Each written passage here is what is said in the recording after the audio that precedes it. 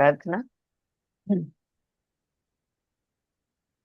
योगेन चित्तस्य योगेन चित्तस्य पदेन वाचां मलं शरीरस्य च वैद्यकेन योपाकरोत्तं प्रवरं मुनीनां पतञ्जलिं प्राञ्जलिः। प्राञ्जलिरानतोऽस्मि। गुरुर्ब्रह्मा गुरुर्ब्रह्मा गुरुर्विष्णु गुरुर्देवो ॐ महेश्वरः महेश्वरः गुरुः साक्षात् गुरुसाक्षात् परब्रह्म परब्रह्म तस्मै तस्मै श्री श्री गुरवे गुरवे नमः। ओम शांति शान्ति शान्ति शांति। शान्तिः। Alright. Namaste, friends. Good afternoon. Um, yeah. Yes, Shanti, thank you for putting your video on. Yeah. Oh, good. Smita is also here. चलो, so we have हमने तीन प्रकार के परिणाम देखे। निरोध परिणाम, समाधि परिणाम और एकाग्रता परिणाम। जानवी जी, मैंने आज जो आपको शेयर किया, आपको क्लियर हो गया? हम्म कि वो जो तुल्य जो शब्द यूज किया है। हाँ, तो पहले आने वाली वृत्ति, बाद में आने वाली वृत्ति, दोनों एक जैसी ही है। और जैसे दोनों को, उसको तुल्य बोला है उसने। हाँ, past and present vrittis together, he sing they are the same. हाँ, इसलिए वो शब्द वहां पे है। ऑलराइट, 3.13 पे हम जाते हैं। 3.13 ही है ना हमारा? हाँ, एकाग्रता परिणाम। हाँ, एतेन भूत इंद्रियेषु धर्म लक्षणावस्था परिणामा व्याख्याताः। एतेन भूत इंद्रियेषु धर्म लक्षण अवस्था परिणामः व्याख्यातः। तो यहाँ पे वो क्या कह रहे हैं? ये एतेन, एतेन का मतलब भी वही होता है, ऐसा कर किया तो। हाँ, यूं किया तो, क्या किया तो जो परिणाम है समाधि एकाग्रता परिणाम, इस तरह से संयम हमने अगर किया तो। भूतेन्द्रियसु, अब भूत और इंद्रिय, भूतेन्द्रिय, भूत यानी कौन से भूत? पांच महाभूत। और इंद्रिय यानी कौन से इंद्रिय? कर्मेंद्रिय, ज्ञानेन्द्रिय। ये हमारे इंद्रिय हो गए। ओके। धर्म लक्षण अवस्था, तो तीन चीजें यहाँ पे वो बता रहे हैं। धर्म, धर्म का मतलब होता है रूप, आकार या क्वालिटी। हाँ, और लक्षण का मतलब होता है साइन और डिस्क्रिप्शन, या मार्क। मार्क कहते हैं ना, लक्षण, उसके लक्षण, characteristics you can say. And अवस्था का मतलब होता है स्थिति। अब स्थिति में क्या होता है? पुरानी स्थिति या नई स्थिति, ये हो सकता है। सो धर्म लक्षण अवस्था, इन तीन शब्दों को ना फ्रेंड्स, मेरे योगा टीचर्स, प्लीज आप अच्छी तरह से ध्यान में रखो। ये तीन शब्द बहुत महत्वपूर्ण है। परिणाम, परिणाम यानी ट्रांसफॉर्मेशन और रिजल्ट और इफेक्ट और चेंज। व्याख्यातः, व्याख्यातः यानी अब समझा रहा हूं। तो ये तीन चीजों को, तो इसका पूरा मतलब बनता है थ्रू दीज सटल चेंजेस एतेन, कौन से सूक्ष्म परिवर्तन? एतन यानी निरोध, समाधि और एकाग्रता। Through the subtle changes the evolved chitta is transformed from its potential state, dharma, जो उसका धर्म है वो, टू लक्षण विच इज इसका refinement, and ultimately to avastha यानी हाईएस्ट स्टेट ऑफ कॉन्शियसनेस। ऐसा जब होता है, धर्म लक्षण अवस्था, ये जब परिवर्तित हम निरोध समाधि और एकाग्रता के माध्यम से, हमारे पंच महाभूत, हमारे अंदर के इंद्रिय, अंदर के पंच महाभूत, इनका धर्म से लक्षण में और लक्षण से अवस्था में परिवर्तन होता है। हम्म आंखों का धर्म क्या है? देखो, पंच महाभूत दिखते हैं। जल तत्व ले लो आप, है ना, हमारे शरीर के अंदर जो जल है वो, तो उसका तत्व देखो, तो उसका एक तन्मात्रा होती है। उसका जो भी है वो धर्म जो होता है उसका। फिर उसके लक्षण होते हैं कुछ कुछ, बहना उसका लक्षण है। और फिर उसकी अवस्था है। ठीक है, ये तीन चीजें आती है। मैं और एग्जांपल्स दूंगी तो और क्लियर हो जाएगा। देन ऐसा किया तो, thus ऑल नोवेबल्स, तो ऐसा करने से जो भी ज्ञात चीजें हैं, यानी भूत और इंद्रिय और मन, इनमें परिवर्तन आ जाता है, भूतेंद्रिय में परिवर्तन आ जाता है। तीनों परिणाम करने के बाद उनके धर्म, लक्षण और अवस्था में परिवर्तन आकर भूत इंद्रिय परिवर्तित हो जाते हैं। ये उसका परिणाम है। The three transformative phases transform all knowables. Knowables यानी जो बाह्य है, हम कहेंगे, या एक्सटर्नल्स है या ज्ञात है, जैसे भूत, इंद्रिय, उनकी तन मात्रा, मन, बुद्धि, अहंकार, चित्त, इन सब में परिवर्तन आ जाता है। And impact the internal process of form, time and condition. और हमारे अंदर जो धर्म, लक्षण और अवस्था है, इसको वो बदल डालते हैं। ठीक है? So this is also one way of understanding it, that I will repeat that the three transformative phases transform all novables like the bhutas, indriyas, their tanmatras, manas, buddhi, ahankar, chitta, and impact the internal processes of form, time and condition, यानी धर्म, लक्षण and अवस्था। अब example से देखो, आपको बहुत आसानी से समझ जाएगा। मिट्टी हम ले लेते हैं, क्ले। सो ये जो क्ले है, ये जो मिट्टी है, ये उसका धर्म है। तो ये बेसिक है। इसको सबस्ट्रेटम भी कहते हैं, मतलब आधार जिसको हम कहेंगे। मिट्टी ये आधार है, मिट्टी ये धर्म है, और मिट्टी में से घड़ा बनता है, तो ये उसका लक्षण बन गया। और फिर घड़ा नया है या पुराना, ये उसकी अवस्था बन गई। पुराना भी घड़ा ही है, नया भी घड़ा ही है, तो ये उसकी अवस्था बन जाती है। So you have the clay, you have the pot, you have whether it is old और new. So that is the dharma, is the original substratum. और एक एग्जांपल देती हूँ। A man may be father, brother, etcetera, but still he is a man. पुरुष पिता हो सकता है, बेटा हो सकता है, लेकिन वो पुरुष है, ये उसका धर्म हो गया। ओके?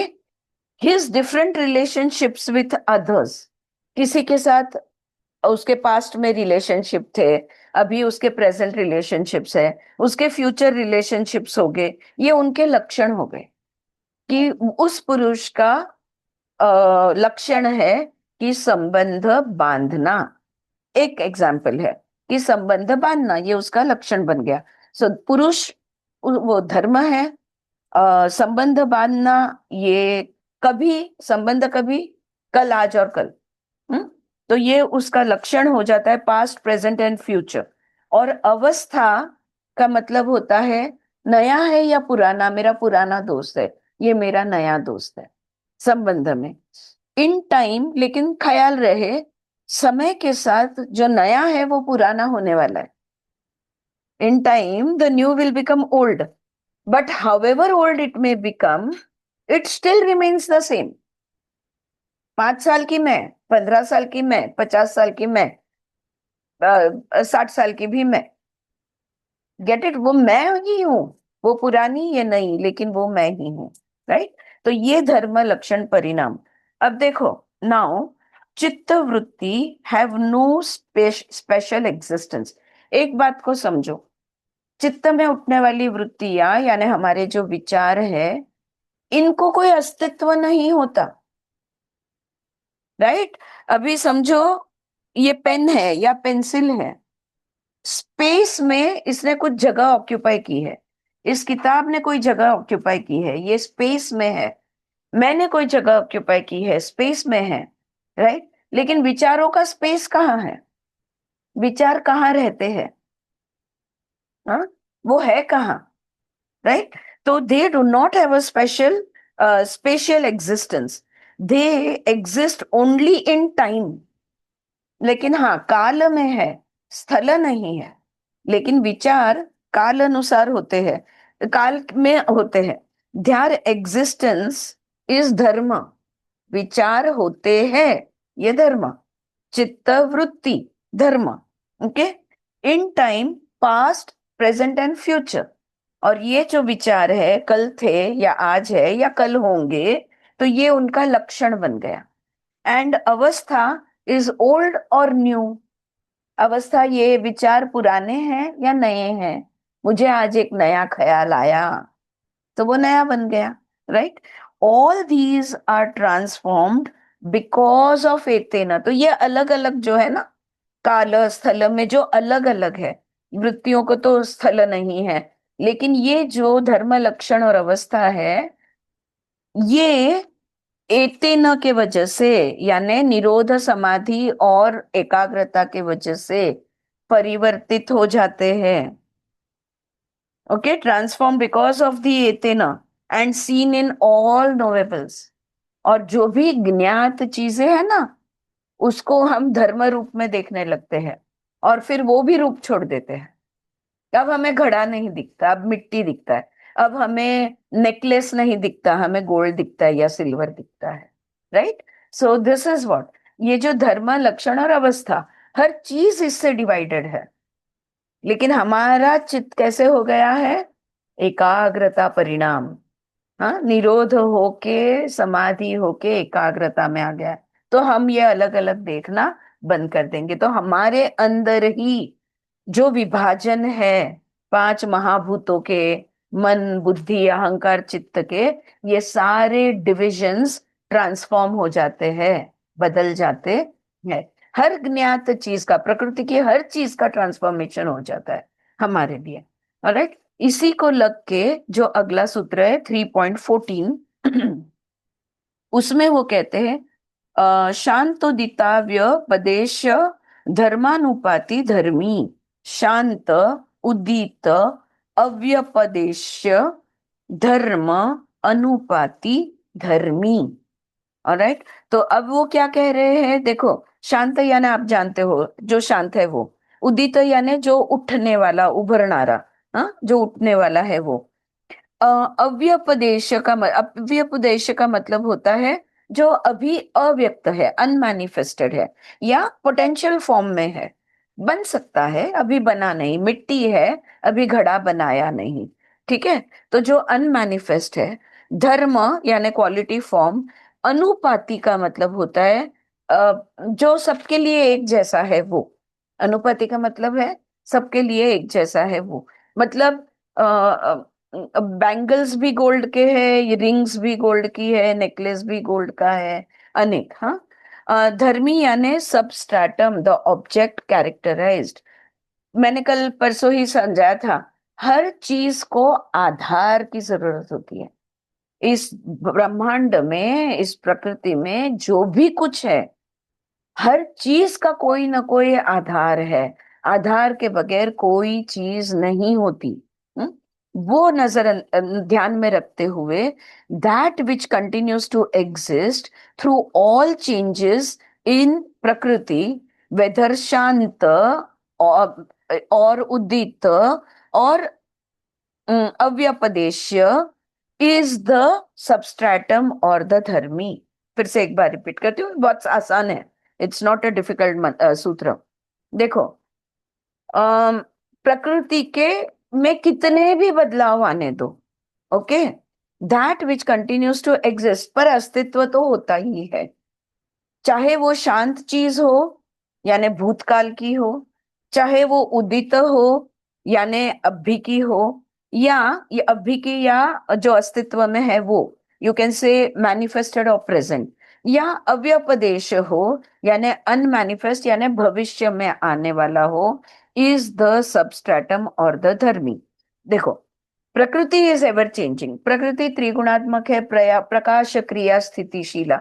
हाँ, रिमेंबर द सूत्र, राइट। सो प्रकृति सदैव बदलती है। क्यों सदैव बदलती है? क्योंकि वो त्रिगुणात्मक है। लेकिन उसका जो धर्मी है, उसका जो सबस्ट्रैटम है, वो नहीं बदलता। अब प्रकृति का आधार क्या है? जो भी चीजें हम देखते हैं, जो कल थी, आज है, या कल होगी शायद, हाँ, सारे बदलाव के साथ भी, तो उसका आधार क्या है? तो प्रकृति का आधार है मूल प्रकृति। याद आया शब्द मूल प्रकृति, ये प्रकृति का आधार है, ठीक है। Vyavasaya, yeah, also called as Moola Prakriti, which remains the same though transformation takes place and is common to all. सब चीजें बदलती है. कॉमन टू ऑल का मतलब है change is the only constant. So everything changes constantly. There is nothing which is unchanging. But so all these things that are changeables, जो बदलते, जो परिवर्तित है, उसका आधार है मूल प्रकृति, जो कभी नहीं बदलती और जो कंटिन्यूस है एंड नेवर चेंजिंग है.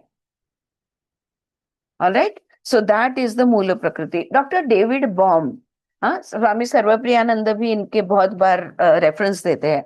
डॉक्टर डेविड बॉम जो है वो उसे द ग्राउंड ऑफ एग्जिस्टेंस बोलते हैं. यानी अस्तित्व है ना, अस्तित्व तो है, लेकिन अस्तित्व का आधार क्या है, वो जिस पे ये पूरा ब्रह्मांड खड़ा है वो क्या है. ओके, ईजनेस जिसको हम बोलेंगे, या हम बोलेंगे on which all energies move through self will, right. After everything else is bypassed और eliminated, we experience the true self. ये सारे धर्म, लक्षण, अवस्था, ये सब परिवर्तन, सब में से हम जब हट जाते हैं, जब ये सारा परिवर्तन होने के बाद हम स्थिर हो जाते हैं एकाग्रता परिणाम के वजह से, अब हमारे लिए कुछ नहीं बदलता, तो हम किसके साथ है? अब हम प्रकृति में नहीं है, विदेही है, यानी अस्तित्व में तो है, हम मूल प्रकृति के साथ है एकाग्रता परिणाम में, समाधि परिणाम में. हाँ, सो मूल मूल प्रकृति, यही बात वो जब सब कुछ निकाला जाएगा, जो बचेगा वो तुम हो, जो बचेगा वो आत्मा है. हाँ, तो ये हमको योगश्चित्त वृत्ति निरोधा, उसमें भी यही बात वो बोल रहे हैं. और तदा द्रष्टु स्वरूपे अवस्थानम, तो स्वरूप की अवस्था, तदा द्रष्टु, दृष्टा को अपनी खुद के साथ वो बैठ लेता है, खुद को वो देख पाता है. Get it? So through all changeables. तो यहाँ पे पतंजलि थोड़ा सा सांख्य बता रहे हैं इन अ वे अपने को, हाँ, कि भाई इन सब का आधार क्या है, तो इन सब का आधार मूल प्रकृति है. और एक हम सूत्र उठाएंगे 3.15. आगे के सूत्र में वो कहते हैं क्रमान्यत्वम परिणामान्यत्वे हेतु, क्रम अन्यत्वम परिणाम अन्यत्वे हेतु. क्रम का मतलब आप समझते हो, सीक्वेंस या ऑर्डर जिसको हम बोलेंगे, एक के बाद दूसरा, दूसरे के बाद तीसरा, तीसरे के बाद चौथा, तो क्रम. अन्यवत्वम का मतलब होता है जो क्रम से अलग अलग अलग, देखो पानी का बर्फ होता है, बर्फ का बाफ बनता है, राइट. तो ये जो है डिफरेंट फेजेस और डिस्टिंक्टनेस. परिणाम, ये इफेक्ट जो है, हिंदी में सही कहूँ. ये इफेक्ट जो है, ये रिजल्ट जो है, या ओके, ये परिणाम जो है, अन्यत्वे फॉर द डिस्टिंक्टिवनेस और डिफरेंशिएशन हेतु, कोई ना कोई कारण जरूर होता है. हेतु शब्द का मतलब होता है कॉज और रीजन. कारण हम कह रहे हैं, किसी कारणवश कुछ तो भी होता है, बिना कारण कुछ नहीं होता. There is always a cause and a purpose, हम कहते हैं ना, रिचर्ड बाग जो हमेशा कहते हैं there is a purpose and a reason for everything, right. तो यहाँ पे हेतु का मतलब होता है कारण या रीजन या कॉज. जानवी, अगर हेतु के लिए कुछ अलग शब्द दिया है तो जरूर बताना. तो देखो वो क्या कह रहे हैं, change in the sequence of the characteristics is the cause for the different appearances of results or effects. ऐसा हम कह सकते हैं. और successive sequential changes cause the distinctive changes in the consciousness. जैसे मैंने तो वस्तु का उदाहरण दे दिया, बर्फ, पानी, बाफ, राइट. तो हमारे चित्त में भी ना निरोध परिणाम होगा तो समाधि परिणाम होगा, वो होगा तो ये होगा एकाग्रता परिणाम होगा. तो इट इज सिक्वेंशियल, क्रमशः होता है. चित्त में परिवर्तन क्रमशः होता है. हार्मोनियस एंड ऑर्गेनिक और logical growth has a natural sequence in time and space. प्रकृति में आप देखो, काल स्थल में हर चीज का मौसम होता है. बीज बोने का मौसम होता है, बीज उगने का मौसम होता है, फल तैयार होने का मौसम होता है, धान्य तैयार होने का. फिर उसका काटने का मौसम होता है, सब कुछ, एवरीथिंग इज क्रमशः। प्रकृति में everything is cyclical. Alright, this happens if there is no seed, you will not have a sprout. If there is no sprout, there will not be a tendril or stem, and वो उगेगा नहीं. If there is no plant, then there will be no flowers. If there are no flowers, there will be no fruit. Get it? तो ये क्रमशः वो समझा रहे हैं. So everything is always क्रमशः. क्ले, मिट्टी जो है धर्म है, आकार दिया हुआ घड़ा जो है ये लक्षण है, and completed continued existence of the pot, और वो घड़ा कल भी था, आज भी है, और थोड़े दिन तक रहेगा, ये अवस्था है. लेकिन मिट्टी चली गई इन द सेंस, मिट्टी ने अपना धर्म छोड़ दिया तो रूप ले लिया, घड़ा बन गई. अब कुछ काल अनुसार वो या तो नई है या तो पुराना है, लेकिन मिट्टी में परिवर्तन आया, घड़े में परिवर्तन आया, जो नया है वो पुराना हो गया. तो धर्म लक्षण अवस्था ये क्रमशः ही होगा. ठीक है, यहाँ और एक रीत से समझाते हैं. Seed to stem to bird to flower to fruit, ये भी मैंने आपको समझा दिया. But one has to disappear for the next to appear. Right, ये भी बताया मैंने. The result is due to the sequence effect. देखो, अब अगर हम पंचमहाभूत लेते हैं, पृथ्वी का आधार कौन है? जल है. जल का आधार कौन है? अग्नि है. अग्नि का आधार कौन है? वायु है. वायु का आधार कौन है? आकाश है. अगर आकाश नहीं है तो वायु के लिए जगह नहीं है, और वायु नहीं है तो अग्नि नहीं बनेगा. अग्नि नहीं बना तो जल नहीं बनेगा. जल नहीं बना तो पृथ्वी नहीं होगी. ऑलराइट, तो ये क्रमशः होता है. तो इसका मतलब ये हुआ कि हेतु और परिणाम, इन शब्दों को अगर हम समझना चाहे, पृथ्वी के लिए जल हेतु है, जल के लिए अग्नि हेतु है, अग्नि के लिए वायु हेतु है, वायु के लिए आकाश हेतु है. तो ये हेतु, ये शब्द को अगर और टेक्निकली अगर हम समझना चाहे तो, अब देखो, वैसे ही निरोध परिणाम, समाधि परिणाम, एकाग्रता परिणाम, अगर हम इसको देखें, ओके, तो निरोध ये हेतु है, उसमें से परिणाम बना समाधि, समाधि ये हेतु है, उसमें से आ गया एकाग्रता. तो एकाग्रता का आधार बना समाधि, समाधि का आधार बना निरोध. ठीक है, सो चित्त ट्रांसफॉर्मेशन. अच्छा, उसके साथ वो और एक कहते हैं, ये कितना समय लगता है इसको, क्योंकि हम बोले काल स्थल में ये होता है, एक क्षण में होता है. ये परिवर्तन को कोई टाइम नहीं लगता, जब होता है तब क्षण में भी हो जाता है. Alright, so that is just one more point that he explains over here. या जानवी, डाउट्स? All good? बरोबर बोलले? चुकलं का काही? चुकलं नाही ना काही हेतू वगैरे समजवण्यात? वही मैम, सबका इसमें ना क्रम इज इम्पोर्टेंट, क्रम is important. Sequence is important. बराबर है. उसका कॉज एंड इफेक्ट दोनों का सीक्वेंस आप ठीक रहेगा तो ही तो वो ही बराबर. शुभ फल मिलता है, तो ही सही चीज होती है ना. पहले आटा मलो, तब उसको बेलोगे, बेलोगे तो तवे पे डालोगे, तवे पे डालोगे तो रोटी बनेगी. उल्टा या आगे पीछे कभी नहीं हो सकता. हम्म. ते लेकिन देखो, मातीचं घड्याचं एकदम परफेक्ट आहे त्याचं मातीच्या उदाहरण. घड्यात एकदम येस, है ना. आणि पंचमहाभूतांचं पण प्रत्येकाचा आधार तसा आहे. लेकिन पण यांनी धर्मलक्ष, शांत शांतो दिव्यापदेश ते एकदम 4 पानं दिलेले त्याची. हो मी एवढं हो, वाचलं नाही ते. नाही, व्यास भाषेमध्ये मी ते सगळं वाचून माझ्या शब्दामध्ये 3 लाईनीमध्ये मांडलं. कारण काल समझाइला, अगर व्यास भाष्य में सिर्फ समय, इसको समझाने को 3 फुल पेजेस है. समय को समझाने में, टाइम इसको समझाने में। राइट, उतना टाइम हमारे पास नहीं है, पढ़ा मैंने और उसको शॉर्ट में कर दिया। प्रॉब्लम किधर है? सब कुछ क्रमशः होता है ना, कोई प्रॉब्लम नहीं है, लेकिन मनुष्य एक ही ऐसा प्राणी है जिसको समय से पहले सब कुछ चाहिए।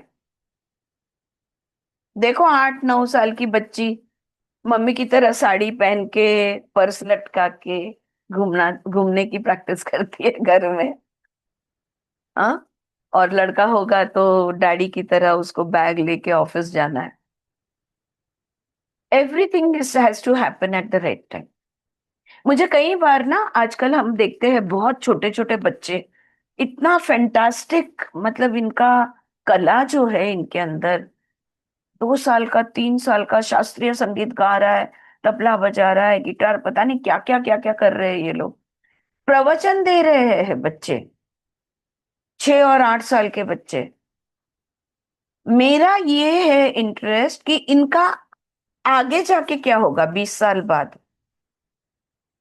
तो 20 साल पहले के बच्चे जो ऐसे थे, वो आज कहाँ पे है? तुम्हारा मणिपुर जागृत होगा तो कृष्ण की तरह बात करोगे। मणिपुर जागृत होता है 40 के बाद। रिटायरमेंट पे। So I am very curious to see how that works. Okay, अब अभी के जो बच्चे, शायद मैं हूं ना हूं तभी तक होगी तो देखूंगी। बट यस, अगर ये हम सब समय से होता है, टाइम पे होता है, ऐसा अगर हम खुद को समझा देना, दुख कम हो जाएगा। We will not feel sad and will not rush. Rat race किसको बोलते हैं? समय से पहले सब कुछ चाहिए, आज गाड़ी चाहिए, 18 साल 17 साल में उनको गाड़ी चाहिए। राइट, एनीवे, चलो। सो दैट इज योग सूत्र फॉर टुडे। एंड हम हमारे शेत के पास वापस आते हैं। और शेत ने कल थोड़ा बहुत समझाते हुए कि हर चीज का आधार, उन्होंने भी वही समझा था, no knowledge exist in the vacuum, all information must be interpreted and coloured by the personality who holds it and passes it on. Right. और ये भी बताया कि अलग अलग रियलिटीज भी एग्जिस्टेंस में होते हैं। जो मैं बहुत सारी रियलिटीज में जानता हूँ, डायमेंशंस के बारे में मैं जानता हूँ, पर ऐसे कई हैं जिनके बारे में मैं जानता भी नहीं, जिसका ज्ञान मेरे पास है नहीं। और मैं अकेला ऐसा नहीं हूँ, मेरे जैसे बहुत सारे हैं। ये समझाते हुए उन्होंने, you may take a break, इस पॉइंट पे हम लोग रुके थे। तो 1018, Jane left trance rather easily, although it had been a good one. तो फिर नीचे नोट किया है कि ये बातें, ये ट्रांसलेशन होने के बाद जेन बड़ी आसानी से ट्रांस में से निकल आई। गहरी ट्रांस में थी पर आसानी से बाहर आ गई। She was quite surprise that so much time had passed. अरे इतना समय हो गया, देखो कितना बजे चालू किया था, 9:35, और 10:18, पौना घंटा, है ना? तो उसको लग रहा, जेन को ऐसा महसूस हुआ कि अरे इतना समय हो गया। She was also much relieved that Seth had started the book while keeping her well under. और अच्छे ट्रांस में रखते हुए शेथ ने अपनी किताब चालू की थी, इसकी उनको खुशी थी। ओ ही स्मार्ट, शी लाफ्ड। वो हंसते हुए बोली कि बहुत चालाक है ये आदमी, somebody is pretty tricky, बहुत ही होशियारी से काम करने वाला है ये। Alright, Seth resumed his book at 10:34। तो थोड़ा सा ब्रेक दिया, 10:18 to 10:34, फिर शुरू हो गए। I am primarily a teacher, वो खुद के बारे में बता रहे हैं। तो वो बोल रहे हैं मैं एक शिक्षक हूँ, but I have not been a man of letters per se. लेकिन जो जैसे किताबों के को सिखाने वाले शिक्षक होते हैं, हाँ, वो वैसा मैं नहीं हूँ जो किताबें लिखता पढ़ता है या किताबें समझाता है, जो हम कर रहे हैं अभी, वैसा वाला शिक्षक नहीं हूँ। I am primarily a personality with a message. मैं एक व्यक्तिमत्व हूँ और मैं एक संदेशा देने आया हूँ। You create the world that you know. और मेरा संदेशा ये है कि आपकी दुनिया आप ही ने बनाई है। You create the world that you know. You have been given perhaps the most awesome gift of all. ये सबसे बड़ा वरदान है जो आपको मिला है. कौन सा वरदान? The ability to project your thoughts outward into physical form. अपने विचारों को शारीरिक रूप देना, भौतिक रूप देना, ये क्षमता तुम्हारे में है. और ये चीज है जो तुम्हारा वरदान है. उदाहरण दे दूं यहाँ पे? Did you get this? इंसान ने सोचा कि मुझे पक्षी की तरह उड़ते आना चाहिए.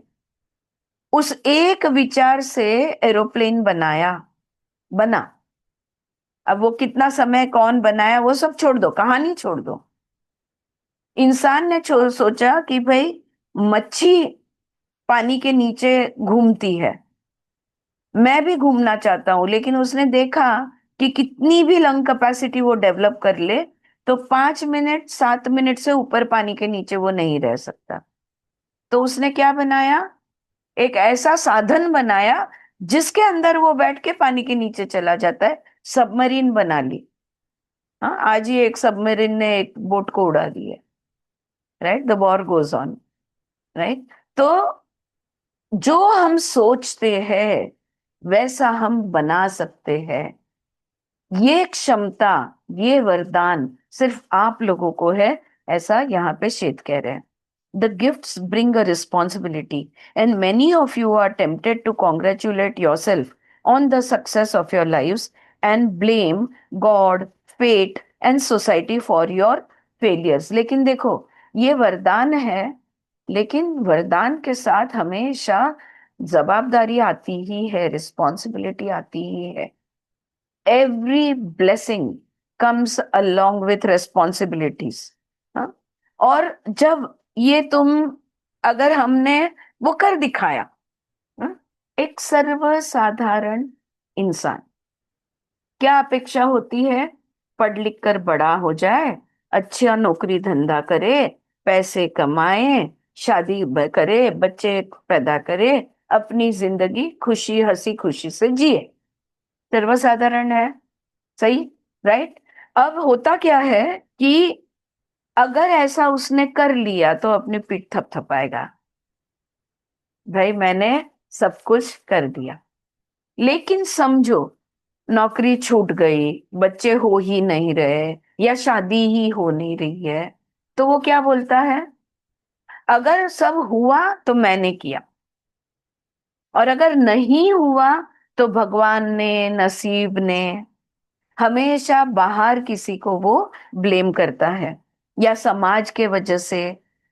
ये in this manner mankind has a tendency to project his own guilt and his own errors upon a father god image who it seems must grow weary of so many complaints.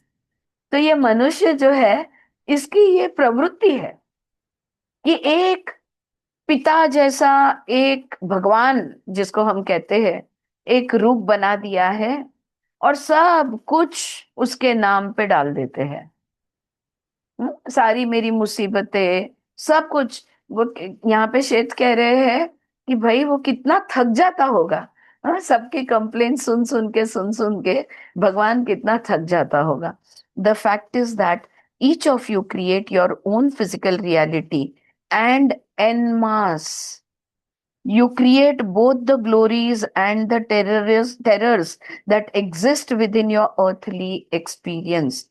सत्य तो ये है, तुम्हारी दुनिया, जो भी तुम्हारी दुनिया है, तुम्हारी दुनिया तुमने बनाई है. मुझे याद है पहली बार ये किताब जब मैंने पढ़ी थी ना, आगे शायद आएगा इसमें, अभी बहुत साल हो गए पढ़ के. लेकिन मैं अपनी हॉल में, मतलब वो पढ़ाई हो गई, सब पढ़ लिया, सब लोग चले गए, मैं कुछ देर आंख बंद करके बैठी, फिर आंख खोल के मैं देखने लगी सब कुछ. ये मेरा घर, ये जो सुख सुविधा की साधने हैं, ये मेरा परिवार, ये मेरे लोग, ये मेरे दोस्त, ये जो हम सब बैठ कर पढ़ाई करते हैं. और फिर मैंने सोचा वाह, मैंने तो बहुत अच्छी दुनिया बनाई है. और मुझे आज भी वो खुशी बहुत महसूस होती है, which I felt at that point. Yes Mamta, तो बहुत आनंद हुआ था मुझे। I was accelerated literally. Oh, I have created such a beautiful world. यहाँ पे वो कह रहे हैं you create your world, not only you, सब लोग मिलकर एक दुनिया बनाते हैं, अपनी अपनी दुनिया बनाते हैं और सब मिलकर एक दुनिया बनाते हैं। एन मास हम सब साथ में करते हैं ये मिलकर, ठीक है। और कहा गया, you create both the glories and the terrors that exist within your earthly experience. और मनुष्य अनुभव में जो भी वाह वाह वाह वाह की चीजें हैं और जो भी हाय हाय हाय हाय की चीजें हैं, तुम सब ने मिलकर बनाई है। आज युद्ध शुरू है, हमने युद्ध तैयार किया है। और मेरे ख्याल से 2-3 साल पहले ही ये चर्चा बहुत हो रही थी कि अगर मनुष्य का इतिहास देखा जाए, if you look at the history of mankind, पहली बार इतने बरसों तक शांति है। ऑफ कोर्स वो इजराइल और पैलेस्टीन, ये वो थोड़ा थोड़ा उधर उधर होते रहा है, but overall in the world there has been peace for such a long time. This is the first time in history. तिथेच माशी बहुतेक शिंकली असेल आणि लगेच युद्धाची तयारी झाली, राईट? तो ये until you realize that you are the creators, you will refuse to accept this responsibility. जब तक हम ये मान्य नहीं करते कि हम अपनी दुनिया बनाते हैं, चाहे वो टेबल हो, कुर्सी हो, घर हो, परिसर हो, तुम्हारा मोहल्ला हो, तुम्हारा एरिया हो, जो भी कुछ हो, तुम्हारा स्टेट हो, सिटी हो, कंट्री हो, तुमने बनाया है। जब तक हम ये नहीं मानते कि हाँ, ये छोटी सी छोटी चीजें मैंने बनाई है, ये चावल का दाना मैंने बनाया है, जब तक ये मैं नहीं मानती, उस चावल के दाने की रिस्पॉन्सिबिलिटी मैं नहीं लूंगी। फिर वो कहीं पड़ा है, कहीं खो गया, I will be okay with it. I will not be grateful.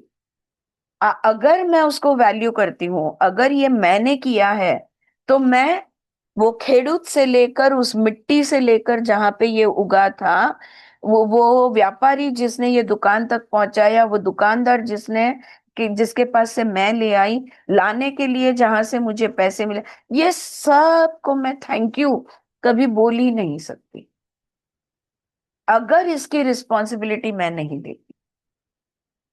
I don't know if this is making sense to you, but this is what I feel. Once we take responsibility for every molecule, everything, छोटे राई का दाना, छोटे से छोटी चीज की अगर रिस्पॉन्सिबिलिटी लेते हैं, तो हम ये कब लेंगे? जब हम कहेंगे कि हाँ, ये मैंने बनाया है। ये मेरा शरीर, बीमार हो सही हो, अच्छा हो, आरोग्यदायी हो, अनारोग्यदायी हो, मैंने किया है ये रूप रंग आकार ये मैंने किया है। ये जब तक मैं नहीं मानूंगी, तब तक ये मन मेरा अच्छा हो बुरा हो, कभी सही कभी गलत, कभी कैसा होता है, लेकिन ये मेरा है, इसको मैंने बनाया है ऐसा। अगर अच्छा मन है तो मैंने ही बनाया है, अगर बुरा मन है तो इसको भी मैंने ही बनाया है। ये जब तक नहीं मैं मानती, तभी तक मैं उसकी रिस्पॉन्सिबिलिटी नहीं लूंगी। So nor can you blame a devil for the world's misfortune. और दुनिया में अभी बहुत ज्यादा ये भी बातें हो रही है, मसीहा आएगा, इमाम आएगा, ये भी बका कुछ कुछ बोला जा रहा है, अवतार आएगा।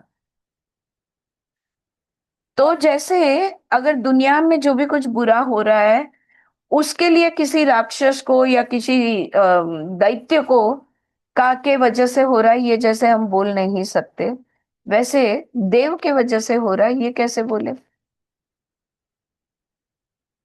कोई एक्सटर्नल फैक्टर पे रिस्पॉन्सिबिलिटी नहीं डाल सकते, हमने उठानी होगी। You have grown sophisticated enough to realize that the devil is the projection of your own psyche, but you have not grown wise enough to learn how to use your creativity constructively. चलो उतना तो समझ गया, कोई देव और कोई दैत्य नहीं होता, हम ही देव है, हम ही दैत्य है, बुरा भी हम ही करते हैं, अच्छा भी हम ही करते हैं। लेकिन अभी वो विवेक नहीं आया कि कुछ भी करने की क्षमता मेरे अंदर ही है।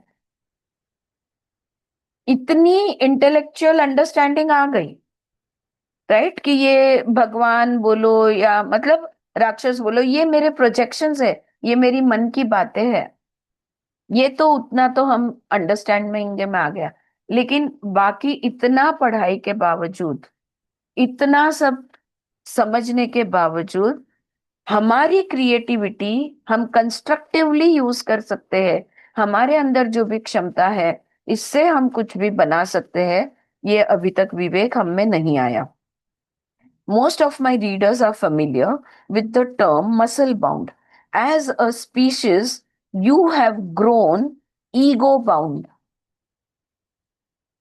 है ना, शक्तिशाली, ताकतवर। इधर हम अहंकारवर है, अहंकारशाली है। Get the point? Yeah. So instead, held in a spiritual rigidity with the intuitive portions of the self either denied or distorted beyond any recognition. इतना अहम भाव, इतना अहंकार है कि जो हमारे अंदर जो क्षमता है, हम अभी ये पढ़ रहे हैं ना, विभूतिपाद पढ़ रहे हैं, राइट, योग सूत्र में। ये सारी विभूतियां हमारे अंदर है, ये मैजिक, ये मिरेकल्स, ये हमारे अंदर है। या तो हम उसे मान्य नहीं करते, या तो उसको चित्र विचित्र कुछ तो भी करके छोड़ देते हैं। पहचानने में ही नहीं आता कि ये हमारी शक्ति है, ये हमारी क्षमता है। क्यों? अहंकार की वजह से। फिर उन्होंने काफी लंबा पॉज लिया और फिर वो बोल रहे, the hour is growing late, अभी काफी देर हो रही है।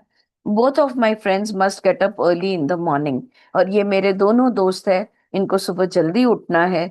Robert is working on 2 books of his own and must get his sleep. Robert यानी जेन जो है, 2 किताबें लिख रही है और इसको नींद की जरूरत है। Before I end this session, I ask you to imagine our setting, for Rupert has told me that a writer must be careful to set the scene. हाँ, और हंसते हैं कि जैन ने मुझे बताया है कि सीन बराबर होना चाहिए, कोई भी चीज के लिए तुम्हें एक माहौल कहो, सीन कहो, ये माहौल ठीक से बनना चाहिए। तो ये सेशन समाप्त करने से पहले हम हमारा जो सेटिंग है, तो हम जहाँ बैठे हैं, हमारा परिसर है, इसके बारे में मैं थोड़ा सा आपको बता दूं।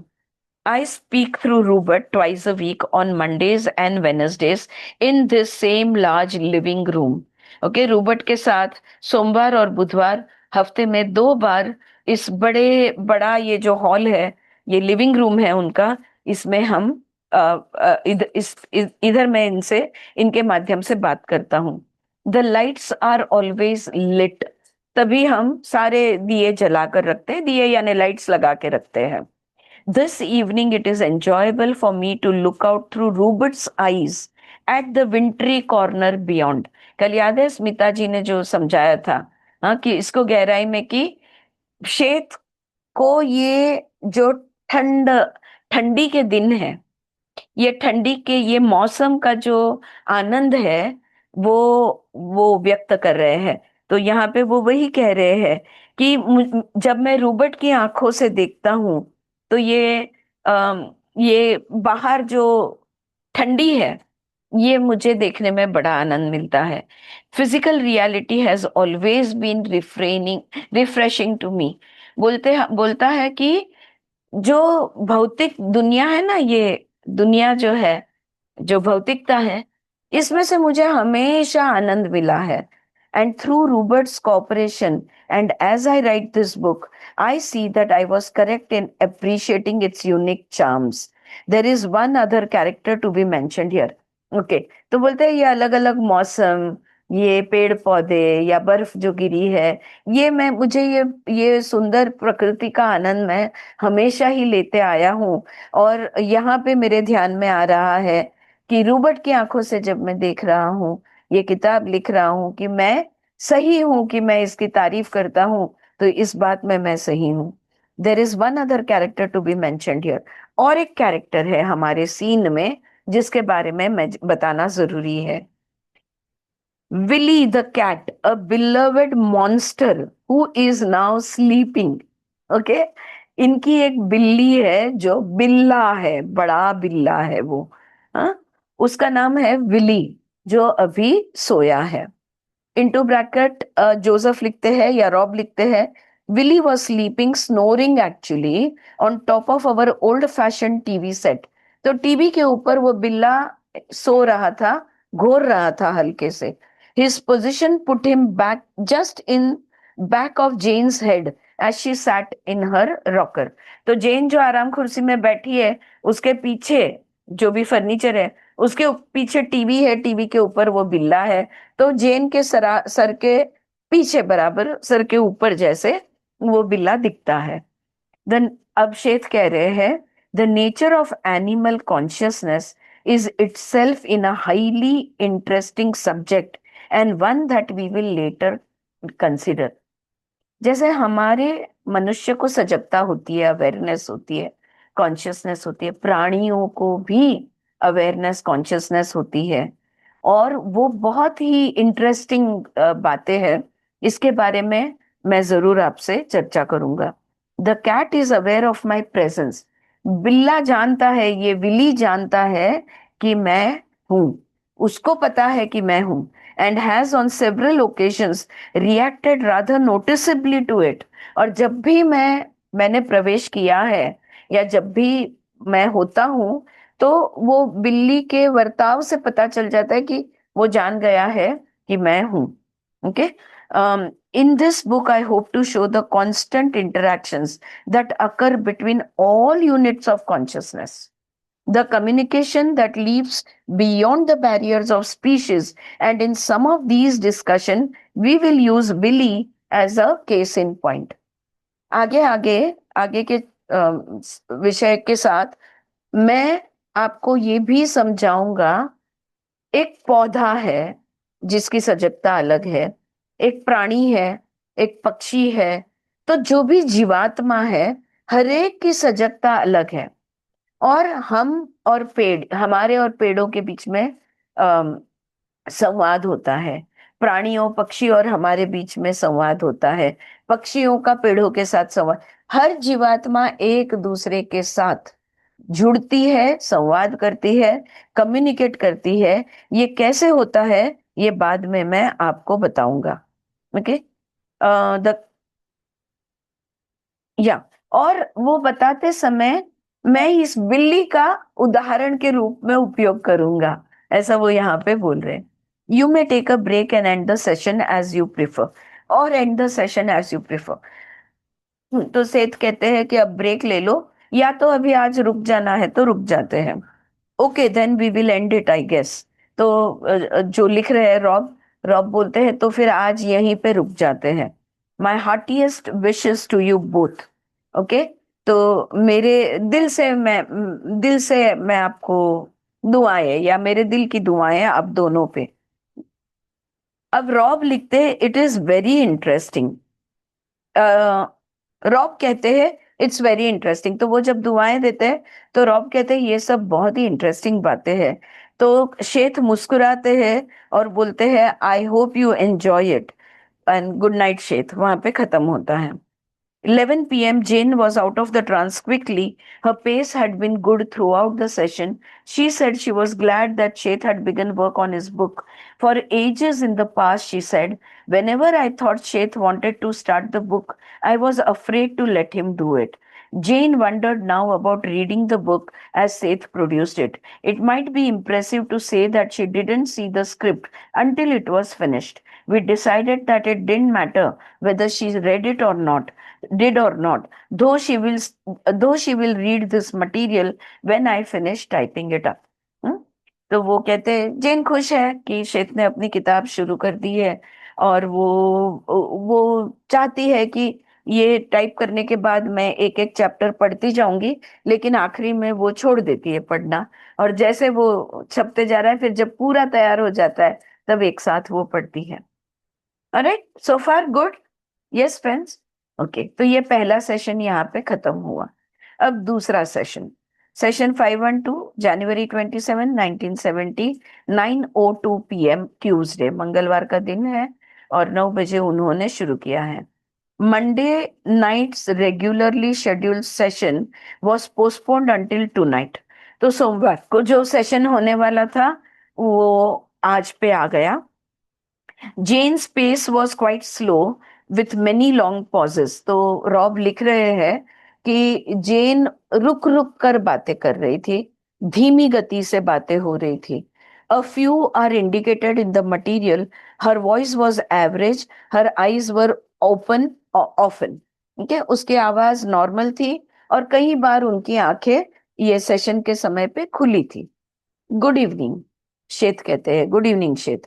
Now let us return to our new manuscript since we have mentioned animals. देखो शेत जहां पे रुके थे प्राणियों पे, उधर से ही उन्होंने धागा उठाया और बात करना शुरू किया, जबकि ये 2-4 दिन के बाद हो रहा है, राइट? फिर भी so, since we have mentioned animals, let me say here that they do possess a kind of consciousness that does not allow them as much freedom as your own. जो फ्रीडम हमें है, हमारे में जो सजगता है, हमारे में जो चैतन्य है, चित्त है, हमारे में जो कॉन्शियसनेस है, इससे हम बहुत कुछ कर सकते हैं। ठीक है, हर एक जीवात्मा में everything that exist has limited consciousness. For example, प्राणी आवाज कर सकते हैं, बोल नहीं सकते। एक एग्जाम्पल के तौर पे ले लो। अब इससे इसमें कोई let's not have a debate on it, I am just giving it as an example. Animals make sound, they don't use speech, शब्द जैसे हम यूज करते हैं, तो उनका सीमित हो गया, राइट, कॉन्शियसनेस। हाँ, पेड़ जो है ये चल नहीं सकते, प्राणी उठ के यहां से वहां चले जाते हैं, पेड़ नहीं जा सकते, तो उनका और भी सीमित है कॉन्शियसनेस। तो हरेक जीव वस्तु, हरेक जीवात्मा की सीमित सजगता होती है या सीमित कॉन्शियसनेस होती है, पर होती है जरूर। Yet at the same time, they are not hampered in its use by certain characteristics that often impede the practical potential of human consciousness. ऐसा होते हुए भी पेड़ अपना स्वभाव नहीं छोड़ता, कीड़े मकोड़े अपने स्वभाव नहीं छोड़ते, प्राणी पक्षी अपने स्वभाव नहीं छोड़ते। मनुष्य में इतनी क्षमता है, पर वो कभी अपने स्वभाव में रहता नहीं, राइट? सो जो क्षमता हमारे अंदर है, जो पोटेंशियल हमारे अंदर है, ये पूरी तरह से हम जीवन काल में, अपने एक वन लाइफ टाइम में हम इसको एक्सप्लोर ही नहीं करते, या इसको वो क्षमताओं को बाहर आने ही नहीं देते। ठीक है, consciousness is a way of perceiving the various dimensions of reality. अब कॉन्शियसनेस को चेतना ये शब्द दे देते हैं। ओके, सजगता थोड़ा सा थोड़ा सा कम अर्थ लगता है, पर चेतना सही रहेगा। So consciousness is a way of perceiving the various dimensions of reality. चेतना है, चैतन्यमय हम हैं, इसलिए इस दुनिया को देख सकते हैं, सुन सकते हैं, चख सकते हैं, स्पर्श कर सकते हैं। हाँ, सब कुछ हम कर सूंघ सकते हैं, सब कुछ कर सकते हैं। Consciousness as you know it is highly specialised. Specialisation आप समझते हो? एमबीबीएस सब करते हैं, उसके बाद क्या होता है? स्पेशलाइजेशन होता है। उसके बाद क्या होता है? सुपर स्पेशलाइजेशन होता है। और अब सुपर सुपर स्पेशलाइजेशन भी आ गया है। कोई डॉक्टर है जो सिर्फ हाथ देखता है, बाकी के शरीर को नहीं देखता, राइट? ये वैसे ही हमारे इंद्रिय जो है ये हाईली स्पेशलाइज्ड है। कान कभी देख नहीं सकता, वो सिर्फ सुन सकता है। आंख कभी सुन नहीं सकती, वो सिर्फ देख सकती है। तो ये हाईली स्पेशलाइज्ड है। The physical senses allow you to perceive the three dimensional world, and yet by their very nature they can inhibit the perception of other equally valid dimension. तो ये आंख, नाक, कान, त्वचा, जिह्वा, ये जो हमारे इंद्रिय है, ये स्पेशलाइजेशन है इनके पास, लेकिन ये हमें रोकते भी है, ये हमें सीमित भी करते हैं। क्योंकि आंख खोलकर मैं दुनिया देखती हूं, मेरी नजर जहां तक पहुंच सकती है उसी को मैं सही समझती हूँ, लेकिन मेरे नजर के उस तरफ भी और कुछ है, ये मैं मान्य नहीं करती। तो देखो, हमारी दो आंखें होती है, एक फिजिकल आईज है, एक मेंटल आईज है।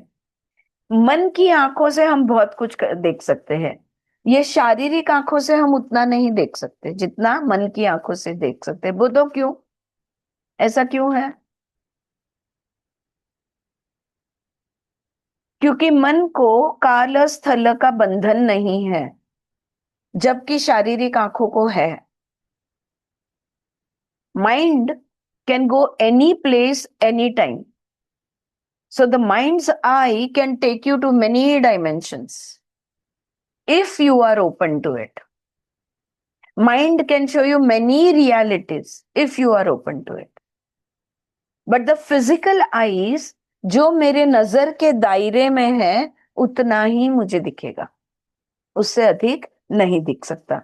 ओके, तो the physical senses allow you to perceive the three-dimensional world, and yet by their very nature they can inhibit the perception of other equally valid dimensions.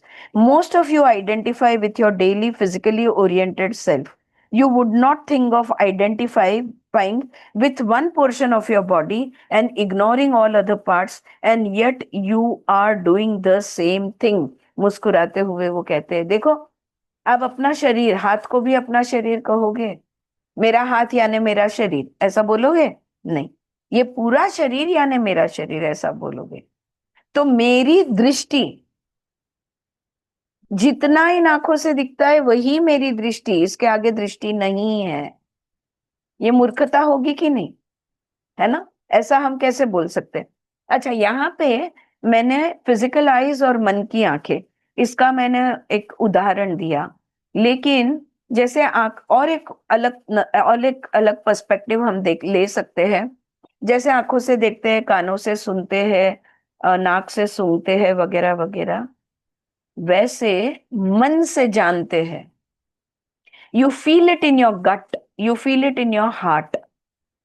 So the sixth sense जिसको हम कहेंगे,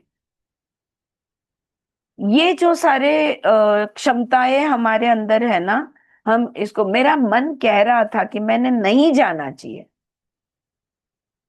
लेकिन fix थी meeting, time हो गया था, मैं चली गई, नहीं जाती तो अच्छा होता। तो मन को नहीं सुनते हमने। बाहर जो, अब जैसे और भी सिली एग्जाम्पल अगर मैं दूं, तो 12 बज गए या 1 बज गया है, तुम्हारे खाने का समय हो गया है, मन कह रहा है अभी खाओगे तो तकलीफ होगी, मत खाओ आज, या इस चीज को मत खाओ वरना आपको तकलीफ होगी। सुनते हैं मन की? नहीं सुनते। तो ये जो दूसरी क्षमताएं हैं हमारी, इन क्षमताओं को हम नजरअंदाज करते हैं, क्योंकि हमारे 5 इंद्रियों को हमने इतना इम्पोर्टेंस दे रखा है, right? So most of you identify with your daily physically oriented self. हाँ, तो जैसे पूरे शरीर को एक शरीर हम मानते हैं, हिस्सों को एक शरीर नहीं कहते।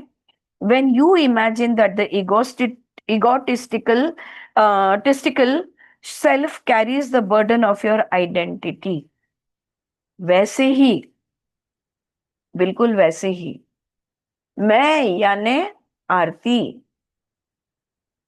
मैं यानी मेरा अहंकार या अहम भाव, इसको मैं समझती हूँ। आ गए उपनिषद पर घूम फिर के। मैंने कहा ना, सत्य एक ही है। हाँ, कोई भी बोले, कोई भी शब्द यूज करे, तो तुम खुद को बहुत लिमिटेड समझते हो। अगर तुम समझते हो कि तुम एक औरत हो, तो तुम खुद को बहुत कम समझ रहे हो, क्योंकि तुम्हारे अंदर दोनों तत्व है, स्त्री तत्व पुरुष तत्व, दोनों तत्व है। फिर तुम एक औरत या एक आदमी कैसे बने? राइट? ईगो है। द द ईगो एक पहचान होती है। तो स्त्री, मैं एक स्त्री हूं, ये तुम्हारा पहचान या तुम्हारा ईगो आइडेंटिटी जिसको हम कहेंगे। Alright, I am telling you that you are not a cosmic bag of bones and flesh thrown together through some mixture of chemicals and elements. मैं तुम्हें ये कहना चाहता हूँ, हार्ड हड्डियां या मांसपेशियां या हमारे अंदर जो हॉर्मोन्स है या हमारे अंदर जो तत्व है, बस ये इसको कुछ तो भी जोड़ जोड़ के तुम बन गए, ऐसा नहीं है। I am telling you that your consciousness, it is not some fiery product formed merely accidentally through the interworkings of chemical components। अब क्या हो गया? हड्डियां ले ली, सांचा बना लिया, उस पे मांस डाल दिया, उसके ऊपर त्वचा डाल दी, और उसके अंदर भावनाओं के ये केमिकल्स, हॉर्मोन्स, ऑर्गन्स, ये सब डाल दिए, और फिर उसके अंदर एक चैतन्य डाल दिया, चेतना डाल दिया। ऐसा नहीं है। हाँ, ये वो बोल रहे हैं, तुम बाय एक्सीडेंट, अच्छा अब तुम्हारा गलती से तुम बन गए, ऐसा बिल्कुल नहीं है। You are not a forsaken offshoot of physical matter, nor is your consciousness meant to vanish like a puff of smoke. बंदर से इंसान बने बोलते हैं ना, कीड़े मकोड़े, उसके बाद में ये जो एवोल्यूशन, न्यूटन्स एवोल्यूशन जो हम कहते हैं, ये सही नहीं है। तुम हमेशा थे, है और रहोगे। तुम एक कॉन्शियसनेस हो, तुम एक चैतन्य हो, तुम एक चेतना हो। तुमने तय किया पृथ्वी तत्व के इस कीड़े मकोड़े में, या इस चूहे में, या इस बिल्ली में, या इस शेर में, शेर का रूप में अंदर नहीं, इस शरीर में धारण करूंगी। सोच समझकर, खुद से, स्व इच्छा से हमने इस शरीर को चुना है। मैं ये अपनी भाषा में समझा रही हूँ। So you are not a forsaken offshoot of physical matter, nor is your consciousness meant to vanish puff of smoke. और एक दिन मैं धुआं हो जाऊंगी, खत्म हो जाऊंगी। आत्मा, चैतन्य खत्म नहीं होने वाला है, ठीक है? Instead, you form the physical body that you know at a deeply unconscious level with great discrimination।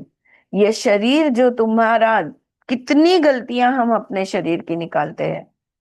लोगों को मैं सुनती हूँ ना, मैं इतना छोट बुटका क्यों हूँ, मैं उतना ऊंचा क्यों हूँ, मैं इतना मोटा क्यों हूँ, मैं इतनी पतली क्यों हूँ, मुझे, मेरा चेहरा गोल क्यों है, मेरा चेहरा खड़ा क्यों है, ट्रायंगुलर क्यों है, मेरी त्वचा सफेद लाल हीरी पीली सारे रंग, ये रंग की क्यों है, वो रंग की क्यों नहीं, मेरे बाल ये कलर। यहाँ पे श्वेत कह रहे हैं, तुम्हारा पूरा शरीर, उसका एक एक अंग, उसका एक एक पेशी बड़े विवेक के साथ सोच समझकर, मिराक्युलस क्लैरिटी के साथ, यानी स्पष्टता के साथ, तय करके, पक्का डिसाइड करके, an intimate unconscious knowledge of every minute cell that composes it, और पूरा ज्ञान के साथ इस शरीर को तुमने रचा है। तो जब कोई स्त्री प्रेग्नेंट होती है संभोग के बाद, तो वो पहला जो जाइगोट फॉर्मेशन होता है, स्त्री बीज पुरुष बीज, फिर दो पेशी के चार, चार के आठ, आठ के 16, ऐसा जो बनने लगता है, तुमने बनाया है, पूरे विवेक के साथ, पूरे समझदारी के साथ, अच्छे ज्ञान के साथ, ये तुमने बनाया है। This is not meant symbolically, ऐसा सिर्फ हाँ जैसे मैंने ये घड़ा बनाया वैसा नहीं, एक्चुअल में तुमने बनाया है। Now, because your conscious mind, as you think of it, is not aware of these activities, तो वो तुम्हारे अनकॉन्शियस माइंड ने बनाया, और अभी का जो तुम्हारा जागृत मन है, जो कॉन्शियस माइंड है, उसको पता ही नहीं है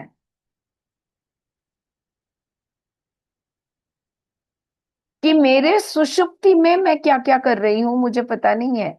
मेरे अनकॉन्शियस में मैं क्या क्या कर रही हूँ, वहां पे कितना ज्ञान है, वहां पे क्या है क्या नहीं है, पता ही नहीं है। Because your conscious mind as you think of it is not aware of these activities, you do not identify with this inner portion of your self. तो ये जो अंदर के तुम हो ना, इसके साथ, इसको तुम पहचान ही नहीं रहे हो। अपनी आत्मा को, अपने अंतर मन को, अपने चेतना को, अपने चैतन्य को आप देख ही नहीं रहे हो। क्यों? क्योंकि जागृत मन को पता ही नहीं है कि ये ऐसे इस तरह से हमने खुद को बनाया है। You prefer to identify with the part of you who watches television or cooks or works. The part you think knows what it is doing. ये टीवी देखने वाली मैं, ये काम करने वाली मैं, ये खाना पकाने वाली मैं, उसके साथ तुम्हारी बहुत अच्छी पहचान है। क्यों? क्योंकि तुम्हें लगता है कि वो जानता है कि वो क्या कर रहा है। Okay, that part you think knows what it is doing, but ये नोज को अंडरलाइन किया है उन्होंने, हाँ। But this seemingly unconscious portion of your self is far more knowledgeable, and upon its smooth functioning your entire physical existence depends. जागृत, स्वप्न, सुषुप्ति, तीन अवस्था, कॉन्शियस, सबकॉन्शियस, अनकॉन्शियस। बहुत बार बोला है, फिर से बोल दूं, 2% कॉन्शियस, 90%, 80-90 जो भी है सबकॉन्शियस, और जो भी 8-10% और बचते हैं वो unconscious.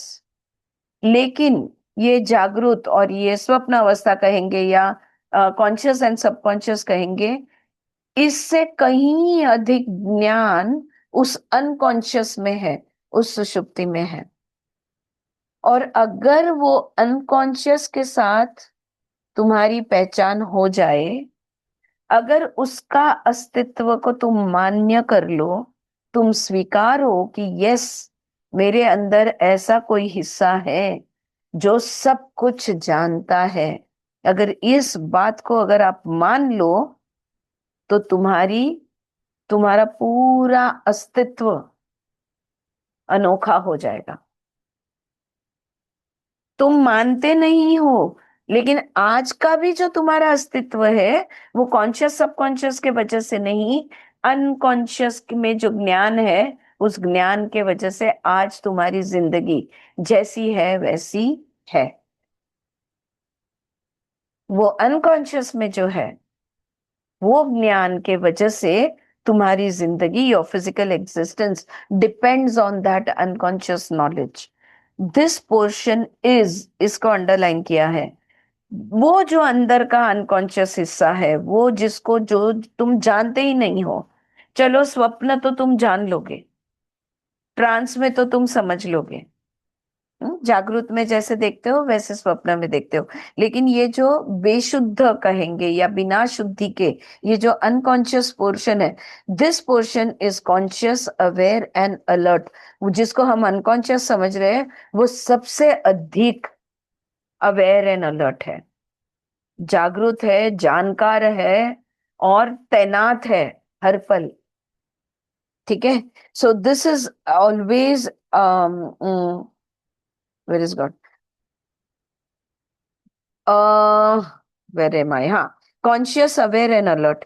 It is you so focused in the physical reality who do not listen to its voice, who do not understand that it is the great psychological strength from which your physically oriented self springs. तुम उसकी आवाज सुनने को तैयार नहीं हो, तुम उसे पहचान देने को तैयार नहीं हो, उसके आवाज देने को तैयार नहीं हो, और समझ नहीं पा रहे हो कि तुम्हारा सारा भौतिक अस्तित्व है उस हिस्से पर आधारित है. Your physical reality has been created from that unconscious knowledge, and because you don't recognize it, that is why you are not able to use that knowledge. All right. I call this seemingly unconscious the inner ego. ये जो अंदर का हिस्सा है, हाँ, हम अंतरात्मा कहते हैं ना, या अंतर मन कहते हैं. तो वो कह रहे हैं कि मैं इसको इनर ईगो, अंदर का अहंकार, ऐसा उन्होंने नाम दिया है. क्यों? For it directs inner activities, क्योंकि अंदर के सारे कामकाज वो संभालता है. ये जो अंतर मन है ना, वो अंदर के कामकाज संभालता है. इस अंतर मन को उन्होंने इनर ईगो ये नाम दे दिया है. It correlates information that is perceived not through the physical senses but through other inner channels. आंखों ने क्या देखा, कानों ने क्या सुना, स्पर्श क्या ज्ञान हुआ, ये उस पर निर्भर नहीं है. वो सब जब हो रहा था तब अंदर कैसा महसूस हुआ, उसके हिसाब से वो कार्यरत होगा. वो it's activity will depend on the inner workings. हमारे अंदर जो भी हो रहा है वो, it is the inner perceiver of reality that exist beyond the 3 dimensional. ये 3 डायमेंशनल के परा है. इसको सिर्फ, ये मल्टी डायमेंशनल है, इसको 3 डायमेंशंस काफी नहीं है. ये जो हमारा अंतर मन है, it is the inner perceiver of reality that exist. क्या मतलब होता है इसका? What does this mean? For example, शरीर से तुम एक पार्टी में हो, बहुत अच्छा खाना है, म्यूजिक है, दोस्त है, सब कुछ है, पर अंदर तुम्हारा मन नहीं लगता. तो आपकी बाहर की रियलिटी और अंदर की रियलिटी अलग अलग हो गई. येतंय लक्षात काय म्हणणं आहे? हा, बाहेरची रियालिटी, अंदरची रियालिटी, आतली रियालिटी ही वेगळी वेगळी बहुतेक वेळेला असते. एग्जाम देने गए हैं, बिल्कुल देने का मन नहीं है, पढ़ाई नहीं हुई. Can I ask you one question about it? Sure sure. हाँ, आप बोल रही है ना कि मन नहीं लग रहा है, तो is it the state of depression? No, that those are labels, Jasmine. Those are labels. You can label it loneliness. जो तूने अभी डिस्क्राइब किया ना कि they are not relating, they are like No, so what? हाँ, तो जो मैंने डिस्क्राइब किया, अंदर का माहौल और बाहर का माहौल, ये दोनों अलग है. तो अंदर का माहौल में क्या क्या आता है? अंदर के माहौल में भावनाएं और विचार आते हैं. Your thoughts and your emotions make your inner self, and the outer world is the what your outer self sees. So your emotions, your thoughts are not matching the outer reality. So your inner reality is in contradiction to the outer reality. Is तो what जब ये outer reality से ये लोग बोलते हैं कि I am not connecting, that Correct. Means are they connected to inner then? No, not necessary. It means they are Okay. confused, or they are not sure, or they don't have enough clarity, or they don't have enough knowledge or information. It can mean anything. Okay. Got it. Yeah. Got it. Right? So what he is saying over here, it is the inner perceiver of reality that exists beyond the 3 dimensional. It carries within it the memory of each of your past existences. अब अंदर के विचार और अंदर की भावनाएं, मैंने कहा, राइट, ये हमारी अंदर की दुनिया है. अंतर मन कह लो, जो भी अंदर, जो भी गतिशील है, वो उसके पास एक बहुत बड़ी चीज है. अंदर की, बाहर की दुनिया तो जो दिख रही है, सुनाई दे रही है, उसके हिसाब आधार पे हम करते हैं. लेकिन ये अंदर की दुनिया जो है ना, ये बनने के लिए हमारे अंदर ही और एक बहुत बड़ी चीज है, एक बटवा है, बहुत बड़ा बटवा है। वो है स्मृति का, मेमोरी। हाँ, आज शैलजा बहुत प्यार से और बहुत अच्छी तरह से और बहुत सारे गिफ्ट्स लेके और बहुत उत्साह के साथ मेरे सामने आई है, फॉर एग्जाम्पल। लेकिन मुझे मुस्कुराने में भी तकलीफ हो रही है। क्यों? क्योंकि लास्ट एनकाउंटर में मेरे अंदर एक मेमोरी है। जब मैं इसको पहले मिली थी, तब इसने मुझे कुछ भला बुरा बोला था, इसने मुझे बातें सुनाई थी।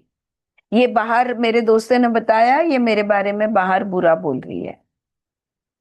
ये बाहर की दुनिया बहुत अच्छा माहौल तैयार हो गया, लेकिन अंदर उस स्मृति के वजह से मैं मुस्कुरा नहीं रही हूं, मैं खुश नहीं हूं, मैं तैनात हूं। I am a little alert कि यार लास्ट टाइम ये हुआ था, अब इस टाइम ये हो रहा है। So memory plays a huge role in forming our thoughts and our emotions. This is what I'm understanding from this sentence. It carries within it the memory of each of your past existences. तो ये तो छोटी सी बात हो गई, लेकिन अनेक जन्म के अनेक अनुभव हमारे स्मृति में जो है, वो हमारे अंतर मन में समाया हुआ है, हमारे सबकॉन्शियस में। Every lifetime is registered over there. ठीक है? It looks into subjective dimensions that are literally infinite, and from these subjective dimensions all objective realities flow. जिनके पास किताब है, इस वाक्य को अंडरलाइन कर लो। सब्जेक्टिव और ऑब्जेक्टिव। मैं इस पेंसिल को देख रही हूं, ये पेंसिल ऑब्जेक्ट है। या मैं किसी ऐसी चीज को देख रही हूं जो पता नहीं चल रहा है एग्जैक्टली क्या है। फिर ये पेंसिल हो सकता है, ये कोई लकड़ी हो सकती है, या एक कोई पौधे की एक टहनी हो सकती है, या और भी कुछ कुछ हो सकता है, राइट? फिर वो सब्जेक्टिव बन जाता है। तो ऑब्जेक्टिव और सब्जेक्टिव, इसमें फर्क समझो। तो हमारे जो अनुभव है, कभी कभी उन अनुभवों की कहानियां हमें याद नहीं है। शायद मैं भूल गई हूं कि लास्ट टाइम शैलजा मुझसे कैसे बर्ताव किया था, मेरे मेमोरी से समझो वो हट गया है। हाँ, वो कर्म हट गया है। लेकिन जो भी मेरे साथ किया था, उससे मुझे बहुत बुरा लगा था। उसको कहते हैं कर्म संस्कार। वो संस्कार, वो इम्प्रेशंस, वो इम्प्रिंट्स आज भी मेरे अंदर है। You understand? लेकिन तो मेरा सत्य क्या है? जो अंदर से मैं महसूस कर रही हूं, वो मेरा सत्य है। Subjective reality creates the objective reality. तो अगर शैलजा और हमेशा ऐसे ही मेरे पास आती है, उत्साह के साथ, मुस्कुराते हुए हर पल, मैं शैलजा को देखते ही उतना ही उत्साह, उतनी ही खुशी मुझे होगी। क्यों? क्योंकि मेरे मन में वो रजिस्टर है, वो स्मृति है, वो कर्म संस्कार है, कर्म ना रहे ऊपर संस्कार है, वो फीलिंग है, वो इमोशन है, जो शैलजा को देखते ही मैं महसूस करती हूँ। So my subjective reality creates my objective reality. दोनों मैच होती है, यस, हम बोलेंगे। अंदर की बाहर की मैच नहीं होती है, कॉन्फ्लिक्ट। आ रही है बात समझ में? कहना वो ये चाहते हैं, ध्यान बाहर नहीं देना है, अंदर दो। किसी को भी मिलो, कुछ भी कार्य करो, कोई भी चीज लो या छोड़ो, या कहीं भी जाओ या आओ, अपने अंदर जो महसूस होता है वो तुम्हारा सत्य है। और उसके साथ तुम चलोगे तो तुम्हारा बाहर का तुम ऑल्टर कर सकोगे, परिवर्तित कर सकोगे, बदलाव ला सकोगे। बाहर की दुनिया अंदर की। So what is inside is outside. हम कहते हैं ना, we are a mirror, the outside world is a mirror. तो हम जो भी हमें बाहर दिखता है ना वो सब हमारे अंदर है। अगर आपको याद हो मनी मैग्नेटिज्म में मैं हमेशा एक कैरेक्टर चूज करने को बोलती थी जिसको आप समझते हो ये बहुत पैसा वाला है, ऐसा कैरेक्टर समझ। अगर तो फिर लोग बोलते थे हाँ बिल गेट्स ये वो, तो मैं पूछती थी, अगला सवाल ये होता था कि उसके अंदर ऐसी कौन सी चीज है जिसके वजह से तुम्हें लगता है कि ये वेल्थी है, ये समृद्ध है। फिर वो कहते हैं कि उनके पास इतनी गाड़ियां हैं, इतने घर है, ये है वो है। लेकिन वो गाड़ियां घर इस ये बाहर की चीजें हो गई, उनकी सब्जेक्टिव रियलिटी, उनके भाव जो उनके अंदर तुम्हें नजर आते हैं कि नहीं उनका विल पावर स्ट्रांग है, नहीं उनके माइंड से आइडियाज बड़े स्ट्रांगली निकलते हैं। तो वो जो उनके अंदर का जो गुण है उसको पहचानो। फिर वो पहचानते थे। फिर मैं कहती थी अगर ये गुण उनके अंदर दिख रहा है इसका मतलब तुम्हारे अंदर है। बहुत रिच है लेकिन देखो कितना दान धर्म कर रहे हैं, अगर उसके अंदर का दानी धर्मी तुम्हें दिखा इसका मतलब तुम्हारे में भी दान की धर्म की वृत्ति है, टेंडेंसी है। तो अगर हम किसी चीज को देख के जलस होते हैं, एंग्री होते हैं, एनवी करते हैं, षड्रिपु हमारे, तो वो कहाँ है? हमारे अंदर है। इसलिए तो हमने पहचाना। जो चीज हमारे अंदर नहीं है, यश शांति, उसको हम बाहर पहचानेंगे ही नहीं। तो दुनिया को लगता है ये आदमी छल कपटी है, सब बोलते हैं मुझे उससे दूर रहे, उससे दूर रहे। लेकिन मेरा तो आज 20 साल का नाता है उनसे, मेरे साथ कभी कोई छल कपट नहीं हुआ। जब उसके अंदर का वो जो छलावी है, वो जो कपटी है, वो चीज मुझे दिखी नहीं रही तो मेरे अनुभव में कैसे आएगी? ये जो वो यहाँ पे सेंटेंस बोल रहे हैं ना, it looks into subjective dimensions that are literally infinite. और ऐसे अंदर हमारे अनंत है, बाहर की दुनिया सीमित है, एक झाड़, दो झाड़, तीन झाड़, एक बिल्ली, दो बिल्ली, तीन बिल्ली, एक टेबल, दो टेबल। लेकिन अंदर की दुनिया असीमित है, इनफाइनाइट है, अनलिमिटेड है। So subjective dimensions are literally या okay Smita, I am just stopping in a minute, not even a minute. Okay, it looks into subjective dimensions that are literally infinite, and from these subjective dimensions all objective realities flow.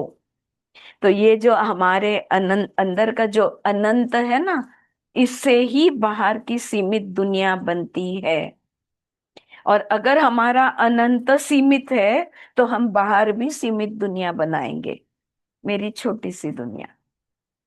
और अगर हमारा अंदर से दुनिया हमारी असीमित है तो बाहर भी हम इतना बड़ा संघ बना लेंगे, इतने इतना बड़ा हमारा अ, हमारे साथी हो गए, या हमारी दुनिया बहुत बड़ी होगी।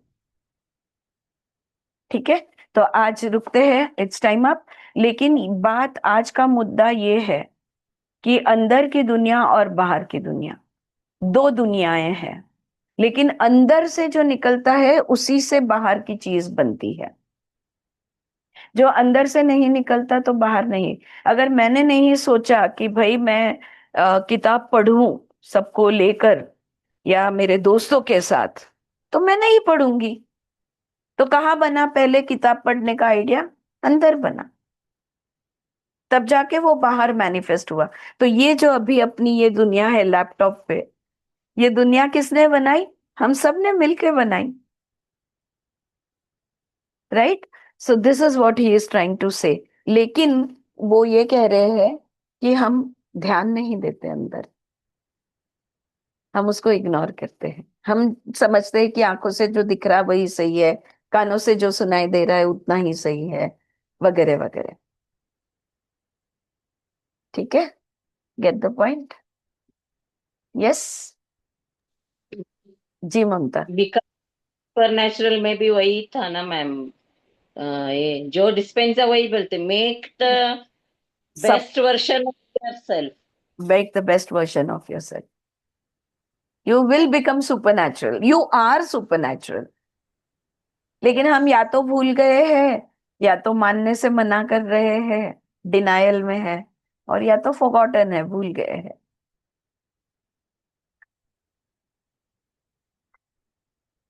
ठीक है चारू जी, सही है.